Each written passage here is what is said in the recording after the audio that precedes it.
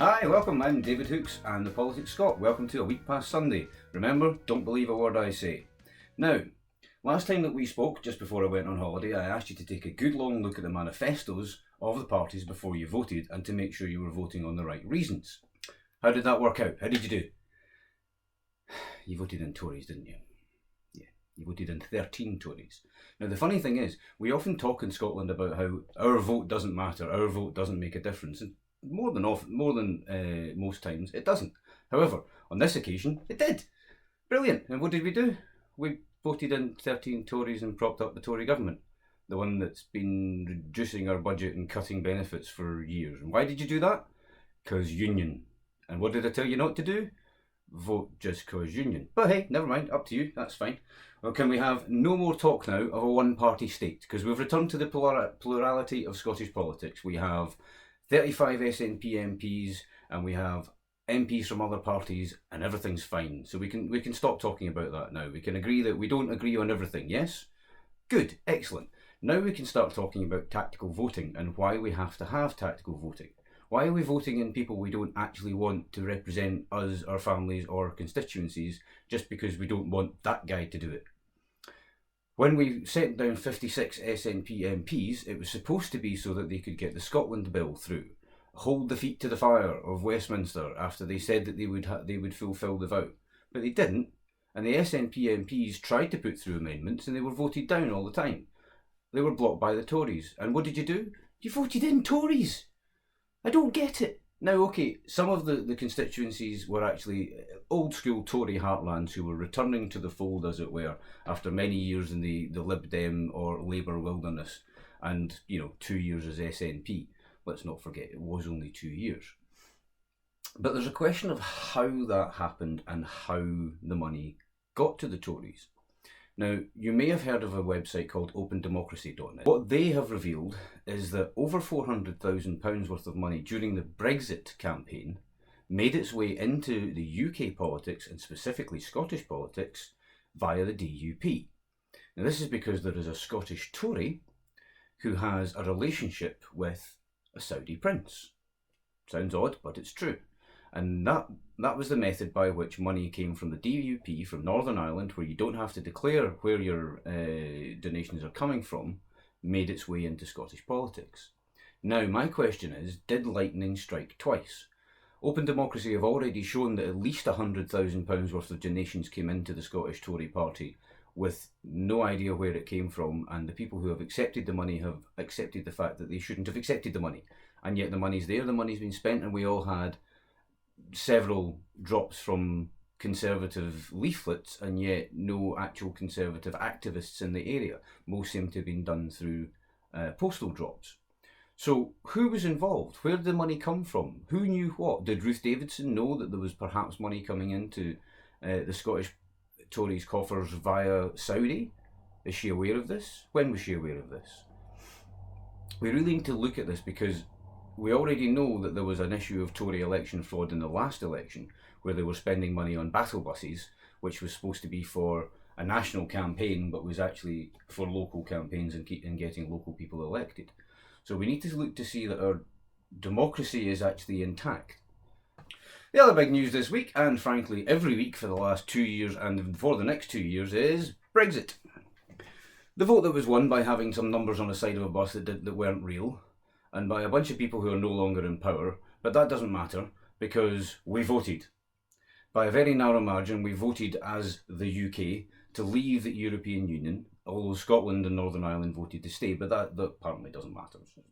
Just ignore that. So we're now at a stage where we've got David Davies off looking to negotiate with Michel Barnier, starting today, on what our best Brexit deal will look like. What's our best relationship with the EU? Well, you know what we had with the EU? We had the best relationship. Out of all the 27 other states, out of all the states in the EU, we had the best deal. We had the most opt-outs, we had a rebate, we had all sorts of things which we had previously agreed year on year on year, and the EU, in order to keep us in, had said, fine, okay, whatever you like, just shut up, Britain, shut up, it's fine, okay, you can have that, you can have your opt-out, okay, fine, no problem, yeah, whatever. And they did that in order to keep us in it and keep it all together. David Cameron went off and he got a bunch of negotiations done, and he came back with not as much as you wanted it to be, or not as much as the Daily Mail wanted it to be, and they said that he'd failed to negotiate with the big bureaucratic European Union. But the bottom line is what he actually came back with was pretty much what he went in looking for. He wanted to be able to control immigration, which was the big major thing that everybody seems to think is ruining the country, when in fact it's underinvestment. Now, yes, there are a lot of migrants coming in, but you know what? That's what's driven the economy over the last few years. Yeah, they said the Eurozone was going down and Britain was going up because all the people who weren't working in the Eurozone were working in Britain. Whereas now you see the Eurozone getting better and the EU migration to the UK coming down. Guess what's going to happen to our economy? That's right, it's going to go down. Slowly, there will be a massive break and then it will just slowly come down. And we'll be told, don't worry, things will get better, things will get better. Things can only get better. Yeah, no, we didn't do that either. So, what we had was the best deal. So, what are we possibly going to get now? What we're going to get is not quite as good as what we had. And yeah, you'll be able to control immigration. Except you already could control immigration.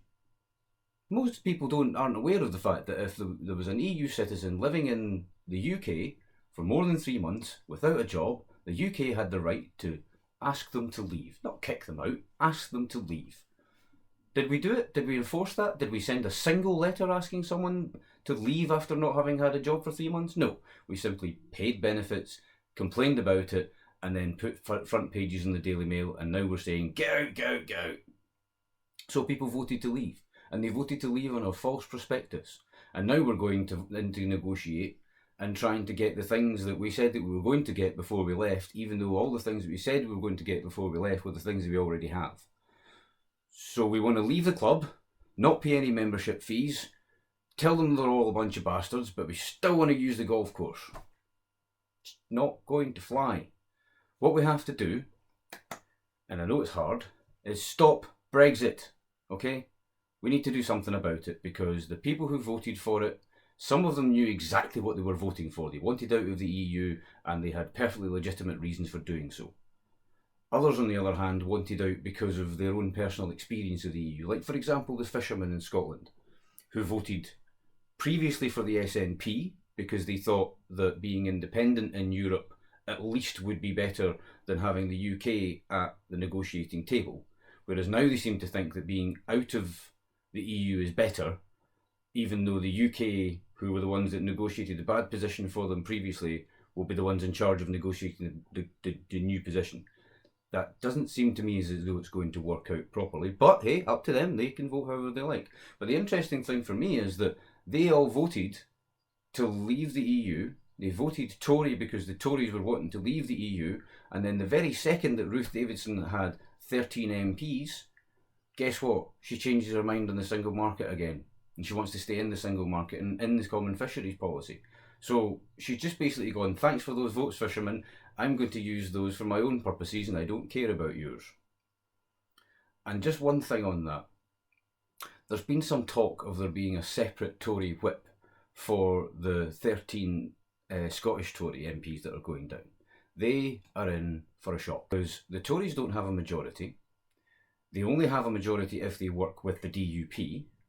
The DUP aren't going to be happy about the fact that people come over from Northern Ireland to Scotland to get married. They're going to look to do something there. They're going to look to interfere in our politics. And the Scottish Tories are going to be in a position where they either take the whip and vote however the UK party tell them to vote, or, and this is the hilarious part, they'll have to be semi-independent. That's right. The Unionists who are going down to sit in the UK Unitary Parliament are telling us that they're going to stand up for Scotland's interests and vote differently to the rest of the UK party. Right, what's the point of the union again? Anyway, so Scotland votes to remain and that's ignored. The UK votes out by a very narrow majority and we go for the hardest possible version which ignores the 48% who voted to stay, and we're expected to simply go along with it. Not only that, but we're told that we're not allowed to have a Scottish independence referendum at the end of it because that would be divisive. Divisive, eh? Right, okay. If we're all walking towards a cliff edge and there's a big group of us, and they're walking along, and you can see the cliff edge coming, and you're looking, you're going, guys, there's a cliff edge ahead there. We're all going to fall off if we keep walking. We should just go this way and like not go off the cliff edge. And then a bunch of people turn around and go, you're being divisive. Are you going to listen to them, or are you going to go, nah, I'm just not going to walk off the cliff edge, thanks? Because at the moment we're walking off. And we're saying as though, well, we didn't really want to walk off the cliff edge, but everybody else is going, so no, we might as well. Can we just not do this? Can we have a government that stands up and says, you will listen to us or we'll have our independence referendum now? And people are saying, but we don't want it. We need to wait. Yes, well, we probably do, because unfortunately, people don't seem to notice that they're standing in shit until it's up to their knees. So we're going to have to wait until the senses kind of kick in a little bit and people see just how bad it is. But Brexit is coming. It's a bad idea. It's a stupid idea. We didn't vote for it, but we're having it anyway. Why? Because union. Why? Because you voted in 13 Tory MPs. If we hadn't voted them in, there'd be a Labour government just now propped up by SNP MPs, including presumably Labour MPs from Scotland, and Scotland would have more power now than it's had in decades. And what did you do? You voted Tory. And next, the other news this week has been the sad events at Grenfell Tower in London, where we saw what... The other news this week is the sad events at Grenfell Tower in London, where we've seen something in the region of 79 people lose their lives. There have been reports that up to 200 people have lost their lives, with up to 400 missing.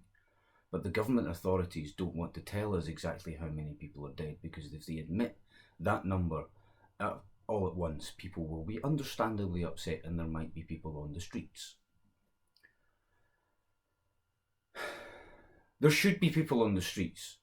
The number of people who lost their lives over the want of £5,000 worth of spending the extra money on the fireproof cladding just because, penny pinching, need to save a bit of money, This is austerity writ large. This is the most clear example you will see of people being killed by austerity. But it is by no means the only example. Disabled people, jobless people, people with mental health issues have all died because of austerity. Why? Because of a Tory government who thought it more important to reduce the deficit than to actually look after their citizens.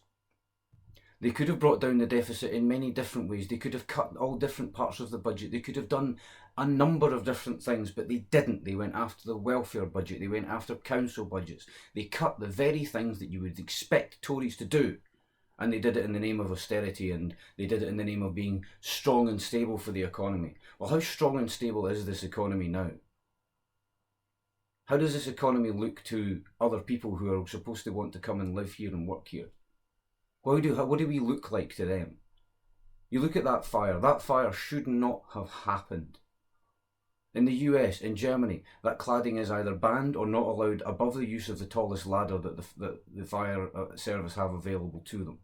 We've all seen the pictures. We've seen the ladder coming up to here and the continuation of the tower on fire, and the firemen who have had their wages held, who have had their services cut, who have had their facilities taken away from them, expected to simply save lives anyway and continue to do so. And they did. They have no doubt saved lives. But you know who cost lives? The council. Whoever made the decisions not to fix the stairwell, not to put in the extra lighting, not to refit the sprinkler system, not to put in the more expensive fireproof cladding, not to make sure that the units were properly contained and that fire wouldn't spread. These are the people who should be in jail, or at least under investigation. And what do we get? We get a public inquiry. Why do we get a public inquiry? Because you can hide things, that's why. Because we know that a public inquiry isn't the same as a criminal investigation, which is what this should be, because it was criminal. Decisions which were made should have been known, and let's face it, somebody somewhere would have said, well, hold on, what if there's a fire? Don't worry about it, it'll be fine. And who runs that council? I'll let you guess for yourself. Hopefully next week I will have some slightly better news for you and things will be a bit more fun and upbeat, but unfortunately there was also attack in London on Muslims. The very people who were helping the victims of the Grenfell Tower. They were the victims of Grenfell Tower. They were immediately out on the streets, bringing water, bringing food, bringing blankets, opening the doors of mosques to anybody who needed it. And what did you do? You went and you got in a van and you ran some of them down. Some random Muslims just because Muslim. You absolute fucking scumbag.